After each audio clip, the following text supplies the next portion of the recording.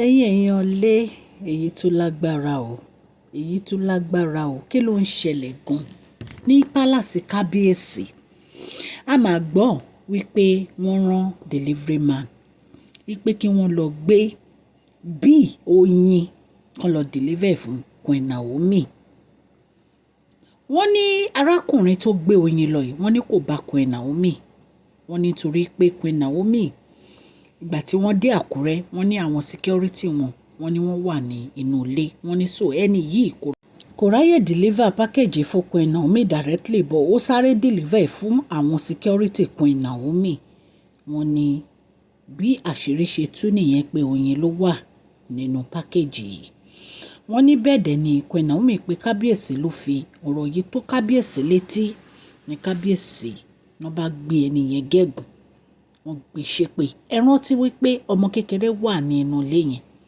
ẹ̀yin èèyàn lé kí ló dé gan-an ọwọ́ ayé ò mà ní ká wà ọwọ́ ọ̀tá ò mà ní ká wà ẹni tó bá máa ń wá tó bá ń lékú sí wa tó ń léjò sí wa ọlọ́run á máa kọjú ìjà sí wọn kí ni Queen Naomi ṣe fún yín kí náà ṣe ẹ wá gbọ́kọ èèyàn ẹ tún lépa ẹ̀ kí ló dé ẹ̀yin èèyàn bì yìí wọ́n ní ìgbà tí kábíyèsí fi arákùnrin yìí wọ́n ní wọ́n fi gégùn wọ́n ní ìgbà tó di ọ̀sẹ̀ kan sí ìgbà yẹn wọ́n ní bí ojú arákùnrin ṣe fọ́ nìyẹn o ẹ̀yin èèyàn lé ẹ jẹ́ ká jọ wọ inú gist yìí.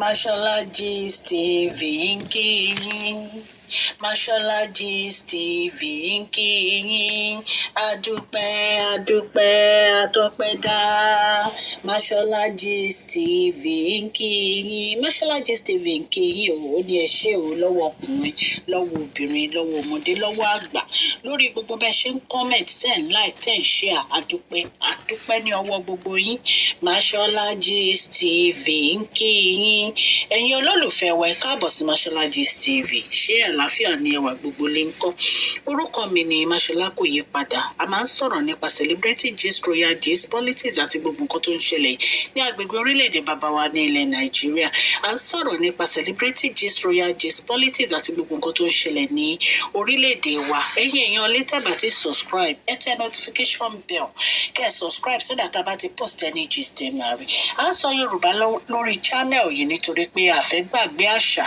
àti èdè wa ẹ̀yin èèyàn lé à ń ṣe advert lọ́lọ́kùn òjọ̀kan lórí channel yìí ẹ kàn sí wa ní Mashola Gist TV ọlọ́run elédùnmarè á bá mi gọ́wọ́ yín sókè o ọlọ́run elédùnmarè á bá mi ran gbogbo yín lọ́wọ́ o òkè ní ọlá yín á máa lọ o ọlá yín ò ní lọ ìsàlẹ̀ láíláí. ẹ̀yin èèyàn lé ó yà wá lẹ́nu nígbà tá a gbọ́ wípé arákùnrin yìí ojú ẹ̀ fọ́ àwọn fámìlì wọ́n máa ń gbé dìgbàdìgbà ló wá jẹ́wọ́ fún àwọn fámìlì ẹ̀ tó rán ní arákùnrin yìí ó ṣẹ̀ṣẹ̀ lé ní 20 ọdún ni wọ́n ló dẹ̀ ti bímọ 2 wọ́n ló ti níyàwó wọ́n ló jẹ́wọ́ fún ìyàwó ẹ̀ wọ́n ní ìyàwó ẹ̀ wá pe màmá ẹ̀ náà wá sọ pé òun pàdé arákùnrin kan ní ibi tí òun ti máa lọ ń lo kọ̀ǹpútà ní kàféè wọ́n ní bí arákùnrin bó ṣe fi iṣẹ́ burúkú ràn òun ni wọ́n ní wọ́n béèrè fóònù nọ́mbà wọ́n ló dẹ̀ fún wọn ní fóònù nọ́mbà wọ́n nígbà tó yá wọ́n náà pe fóònù nọ́mbà arákùnrin wọ́n ní kò gbé fóònù wọ́n ní bọ́n ṣe ru arákùnrin lọ sí wọ́n ní wọ́n wá béèrè pé ta ló lọ fi pákéjì rán wọ́n ló ní pé Naomi Ògúnwùsì ni wọ́n àdírẹ́sì ẹ̀ sí wọ́n ní bí wọ́n ṣàṣe ru arákùnrin lọ sínú pálásì kábíyèsí nìyẹn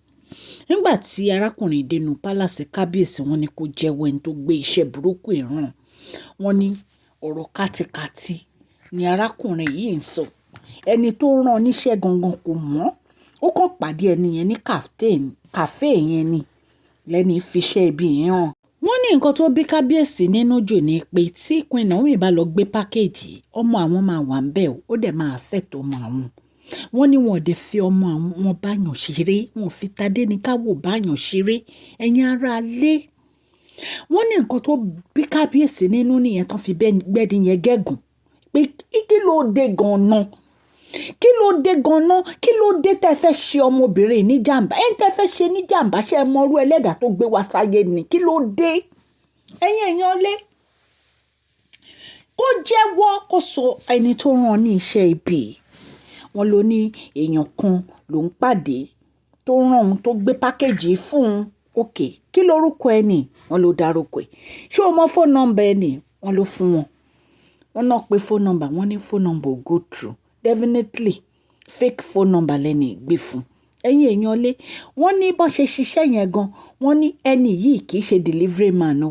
Wọ́n ní fake aṣọ, everything fake ni wọ́n organize fún ẹni yìí láti wá deliver package yẹn, nítorí pé wọ́n mọ̀ pé iṣẹ́ ibi làwọn fi rán arákùnrin yìí. Ẹ̀yin èèyàn lé, àfi kí Ọlọ́run Elédùmarè kó tètè bá Kábíyèsí yanjú ọ̀rọ̀ àwọn èèyàn ibi yìí tí wọ́n ń rán iṣẹ́ burúkú yìí. Kò ń ṣe nǹkan kékeré o, ẹ̀yin ará ilé, bá ṣe gbọ́ allegedly ni o. Wọ́n ní Kábíyèsí ni kó jẹ́wọ́. Wọ́n ló ní Ṣọlá kan ló rán òun. Military man dẹ̀ ní 200,000 ló sọ fún náírà láti lọ deliver package yìí. Ta ló ní kó deliver ẹ̀ fún? Queen Naomi Ṣílẹ̀kùn Ọlá Ògúnwùsì. Wọ́n ní ibẹ̀ ní package wọ́n ní kán deliver ẹ̀ fún. Òun ò wá bá wọn, òun wá gbé fáwọn security. Ẹ̀yin èèyàn lé, ẹ rí pé ẹni yìí gan èèyàn burúkú ni. Yorùbá ní tán bá ń rányàn níṣẹ́ irú èèyàn àfitọ́mọ jẹ ni. Kí ló dé? Kí ni Queen Naomi gbà lọ́wọ́ yín, ẹ̀yin èèyàn burúkú yìí? Wọ́n náà béèrè pé báwo ló ṣe pàdé arákùnrin? Wọ́n lóun pàdé ẹ̀ ní kàféè ni. Òun ṣe nǹkan kan fún un, ó wá ṣiṣẹ́, ló wá gba nọ́mbà òun, ló wá lóun fẹ́ fún un níṣẹ́ míì. Ẹ̀yin èèyàn lé, ẹ rí pé ilé ayé ilé. Ó ní bí arákùnrin Ṣọlá ṣe pé òun nìyẹn pé ṣé òun lè deliver package tí òun bá ṣe iṣẹ́ yẹn. Wọ́n láwọn dẹ̀ ni òun lè ṣe. Ó ní nǹkan tó gbé òun tó lọ fi ṣe nìyẹn. Wọ́n ní bó ṣe lọ rán yúnífọ́ọ̀mù fún nìyẹn pẹ̀lú báìkì àti ID card pé kó lọ deliver package yẹn sí àdírẹ́sì báyìí. Ẹ̀yin èèyàn lé, ẹ rí pé yìí lágbára. Ó lóun ò ṣiṣẹ́ fún complain kankan. Ó lóun ò ṣiṣẹ́ fún express complain kankan. Ó ní fake ní gbogbo ẹ̀. Ẹ̀yin èèyàn lé, wọ́n pe arákùnrin yìí, nọ́mbà ẹ̀ ò lọ. Arákùnrin tó gbéṣẹ́ burúkú ẹ̀ fún. Wọ́n pè nọ́mbà ẹ̀ ò lọ. Nọ́mbà tó fún un, bóyá wọ́n ti disconnect nọ́mbà yẹn ni àbí kàn ti yọ sim dànù. Ẹ̀yin èèyàn lé, ẹ rí pé yìí lágbára. Wọ́n tún béèrè lọ́wọ́ ẹ̀ pé báwo ló ṣe mọ̀ ẹ́ pé ẹni tó lọ gbé fún ló ní. Wọ́n ló ní wọ́n àdírẹ́sì ẹ̀ sí Queen Naomi Ògúnwùsì. Pòǹdẹ̀mọ̀ pé Queen Naomi Ògúnwùsì ìyàwó Kábíyèsí. Ó mọ ẹni yìí. Ó mọ ẹni yìí pé ìyàwó Kábíyèsí ní ó dẹ̀ fẹ́ gbéṣẹ́ burúkú yìí. Ó dẹ̀ fẹ́ ṣe nítorí 200,000 naira. Èló ni 200,000 naira tó ní lọ́tán? Ṣé 200,000 ó lè wo ojú ẹ̀ tó fọ́? Ẹ̀yin èèyàn lé, ẹ má máa jẹ́ ká ṣe iṣẹ́ ibi. Ẹ má máa jẹ́ ká ṣe bí. Ilé ayé yìí máa le. Wọ́n wá ń bẹ Kábíyèsí pé kí Kábíyèsí dárí ẹ̀ṣẹ̀ ẹ̀jì kán forgive ẹ̀. Wọ́n ní Kábíyèsí ní kó lọ mú ẹni tó ránṣẹ́. Wípé tó bá ti lọ mú ẹni tó rán ní iṣẹ́ burúkú yìí wá, wípé gbogbo ẹ̀ àwọn máa yanjú ẹ̀. Màmá arákùnrin ń bẹ Kábíyèsí pé kí Kábíyèsí jọ̀ọ́ kán bá wọn tú ọmọ sílẹ̀. Wọ́n ní Kábíyèsí ní kán lọ mú ẹni tó gbé iṣẹ́ burúkú ìran, kán lọ mú wá sínú palace àwọn. Bóyá èyí máa kọ́ gbogbo àwọn tó ń gba iṣẹ́ ibi lọ́wọ́ àwọn èèyàn láti máa gbé kiri, bóyá ó máa kọ́ wọn níṣẹ́ nítorí owó àtọ́mọ ènìyàn ló máa kó. Ẹ jẹ́ ká kọ́ra wa lẹ́kọ̀ọ́ lórí ọ̀rọ̀ yìí, nítorí pé inú ewu ó ní ẹlòmíì láìkí láti máa gbé. Kí ló dé? Ẹ fẹ́ bà tèèyàn kan jẹ́ nítorí pé ẹ fẹ́ gbowó owó Júdásì. Owó tẹ́ máa ná tán. Ṣé ńgbà tójú ẹ fọ́ ní ìsìn? Ṣé 200,000 tó o gbà ṣó lè wo ojú ẹ tó fọ́? Kábíyèsí lágbára láti ṣe nǹkan tán bá fẹ́ ṣe. Nítorí pé ẹni yìí náà kò kọ̀ kí nǹkan burúkú ṣẹlẹ̀ síyàwó àtọmọ wọn. Ẹ̀yin èèyàn lé, àfi kí Kábíyèsí tètè gbégbèsẹ̀ lórí ọ̀rọ̀ yìí. Àfi kán tètè gbégbèsẹ̀ lórí ọ̀rọ̀ yìí. Wọ́n lè track arákùnrin yìí down. Àfi tó bá jẹ́ pé ibi tí wọ́n ti lọ tó ti gbé iṣẹ́ ìfun ní kàfé yìí, àfi tó bá jẹ́ pé wọ́n ní kámẹ́rà ló kù. Ṣùgbọ́n Ọlọ́run Elédùmarè á kó Kábíyèsí á kó wọn yọ lórí ọ̀rọ̀ yìí. Ọlọ́run á bá wọn, á fún wọn ní ẹ̀mí ọgbọ́n àti òye tí wọ́n á fi yanjú gbogbo ọ̀rọ̀ àwọn èèyàn burúkú yìí tí wọ́n wà káàkiri. Ẹ̀yin èèyàn lé gist tá gbọ́ ní ìta ní ká mú wá fún yín. Ẹ̀yin èèyàn lé Kábíyèsí jẹ́ èèyàn kan tó yẹ pé wọ́n láàánú, wọn ò dé láìkọ́ máa hurt èèyàn. Gbogbo nǹkan tó ń ṣẹlẹ̀ wọ́n mọ nǹkan tán lè ṣe, ṣùgbọ́n wọ́n kàn ní sùúrù ni nítorí pé wọn ò fẹ́ gbé ìgbésẹ̀ tó jẹ́ pé ó máa affect anybody. Ṣùgbọ́n èyí tí wọ́n fẹ́ máa hurt Kábíyèsí àti ìyàwó wọn àtọmọ wọn ti pọ̀ jù. This is too much. Tá bá tún gbọ́ update lórí ọ̀rọ̀ ẹ máa mú wá fún yín. Mo dúpẹ́ lọ́wọ́ yín fún àdúrótì yín lórí channel mi. Mo dúpẹ́ fún ìfẹ́ tẹ́ ní sí mi. Ọlọ́run Elédùmarè á bá mi nífẹ̀ẹ́ yín náà, òkè òkè ní ọlá yín á máa lọ. Ọlá yín ò ní lọ ìsàlẹ̀ láíláí. A máa mú celebrity gist wá láàrin ọ̀sẹ̀ Monday to Friday. A dẹ̀ máa mú royal gist náà wá lọ́jọ́ kan náà. Ṣùgbọ́n a máa mú àwọn politician gist wa, àwọn politics gist wa. A máa mú wá ní weekend, ní Saturday àti Sunday.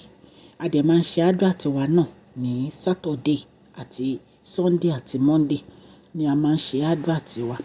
A dúpẹ́ fún ìfẹ́ tẹ́ ní sí channel yìí. Ọlọ́run Elédùmarè á nífẹ̀ẹ́ yín náà o. Ẹni fọwọ́ gbọ́mọ sí o. Ẹni tó bá lóun fẹ́ kọlu ojú ìjà sí yín, Ọlọ́run á bá mi kọjú ìjà sí wọn àti èmi náà o àti gbogbo ìdílé yín. Òkè òkè ní ọlá yín á máa lọ. Ẹ jọ̀ọ́ ẹ bá mi fún fídíò yìí ní thumbs up o. Ọlá yín ò ní lọ ìsàlẹ̀ láíláí. Please share this video, like and subscribe. God bless you all.